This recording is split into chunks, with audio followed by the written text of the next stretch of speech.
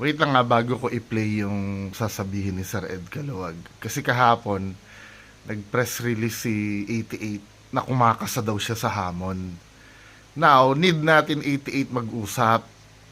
Mag-message ka, naka-block ako sa'yo. Ano lang for show ka lang daldal ka lang Kakasa, pero hindi ka humaharap sa amin, men Ang gusto mo mangyari, magically, pumunta kami dyan. Hindi pwede, mag-uusap muna tayo. At yun ay sa public gagawin. Kahapon pa kami naghihintay ng message mo. Ikaw naman, ano ba yan, men? Tapos yung mga bobong followers mo naman, tuwan-tuwa. Kumasa na si 88, talagang legit siya.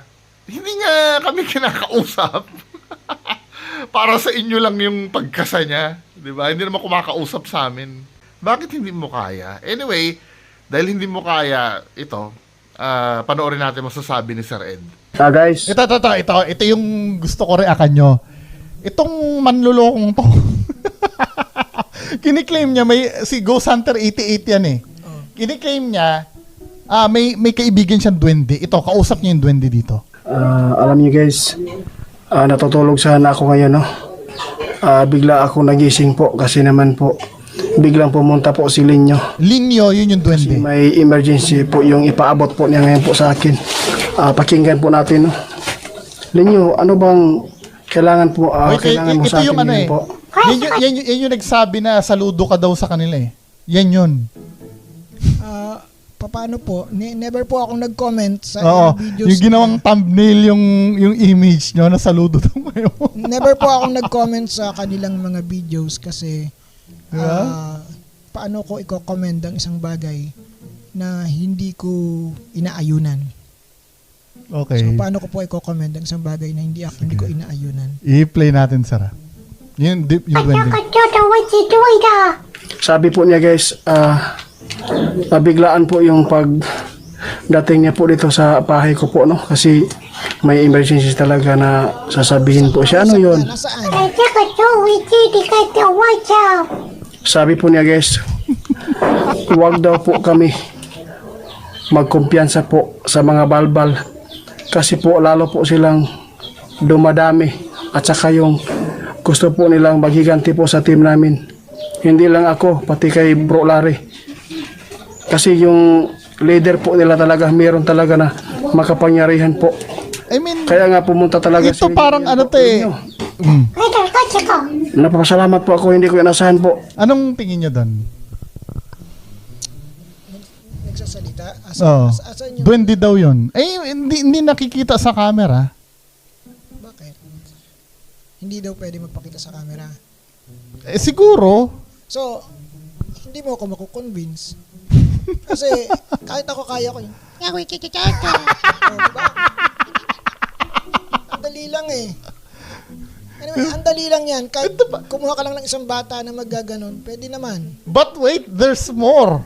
Talented Na-miss ka po namin, hindi lang po talented yung duwende team na to, po Sir Ed. po sa'yo, kundi pati yung mga supporter po natin po, no? Yung supporter kasi nila, yun yung bumubuhay sa kanila. Kaya Nagbabaka sakali lang po tayo. ito ginawa nila ng ng sementadong punso. Ito yung sinasabi ko sa inyo. Gumawa sila ng shrine diyan sa duwende na yan. Nagsemento sila ng punso. Sa atin na para kasi po ito kakanta. Kaarawan po natin ngayon, no? Birthday niya. Linyo, sana po magparamdam ka Linyo. Hi Linyo. Wow! Salamat Linyo na naaday ka riya. Dugay na ka Linyo. Sabi po niya guys, happy birthday.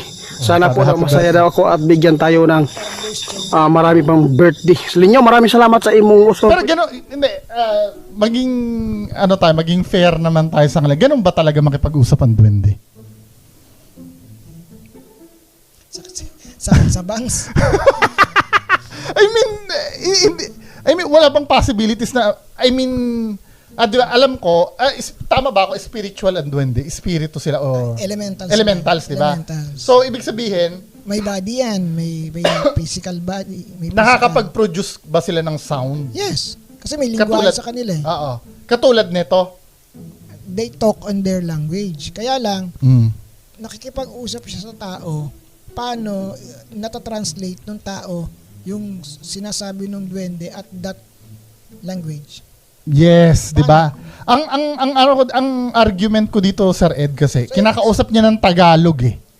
Tapos sagot sa kanya, then tinatranslate niya. Bakit yung duwende, since naiintindihan naman yung tanong niyang Tagalog, ba't hindi nila mag-Tagalog pabalik? Tama, kasi multilingual naman. 'Di ba? Kaya naman nila talaga yun. Pwede karon.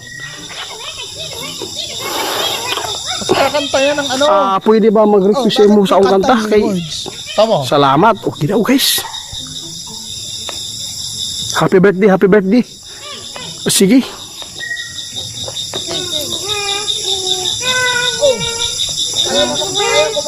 kaya mo kumunta ng happy birthday, ba't hindi mo kaya magsalita ng diretso?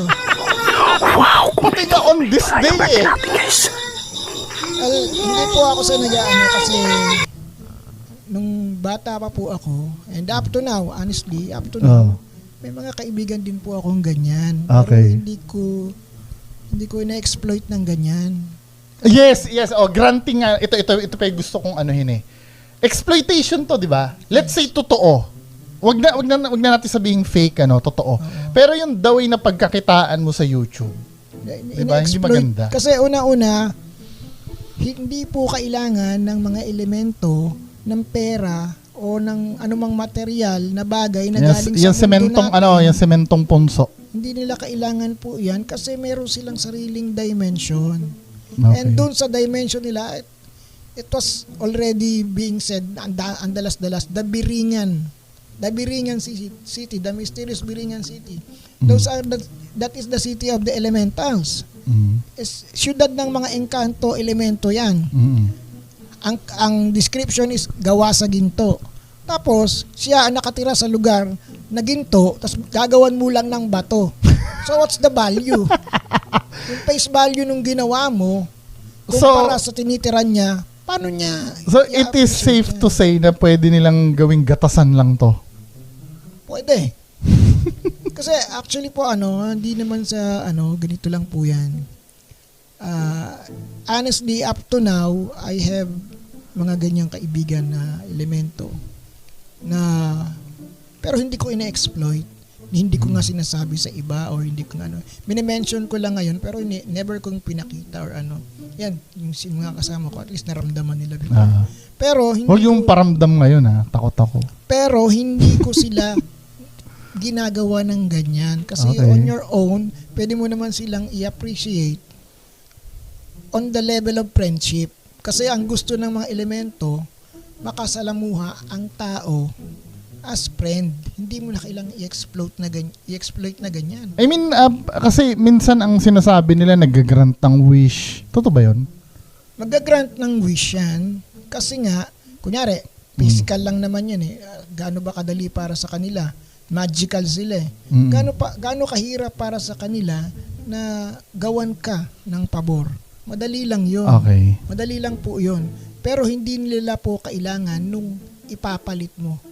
Yung sinasabi mong tama, yes, yung aalayan mo, di ba? Hindi nila kailangan yung gawan mo sila ng ganito. Yung pag-aalay mo is the token of appreciation. Pero hindi nila gagamitin hindi ganyan, yun. Parang ganito, di ba? Magbibigay ka ng bulaklak sa nanay mo. Hindi naman aanin ng nanay mo yun. Yung thoughts mo na magbigay ng bulaklak, di ba? Actually, pag nag-aalay ka nga sa mga spirits, dapat sinusunog mo eh. Kasi essence lang ang kailangan eh. And then ganito din, kapag nag-alay ka sa mga elemento, may pagkain tayo eh. Although hindi naman ganun yung pagkain nila. Pero yung parang kain ka. Yung idea lang, yung the main thoughts na sinasali mo sila sa iyong pagkain o inaano mo na sila, ina-appreciate mo sila, that's already okay. And after that, pag nakuha yung essence, okay na. Hindi mo na so yung parang malaman lang nila na belong sila dun sa family mo. Parang ano ba tawag dito? Ano mo sila? Nagko-coexist kayo at na-appreciate mo sila. Ganun lang naman yun. So yun, yung kumakanta na yung fake yun. Definitely.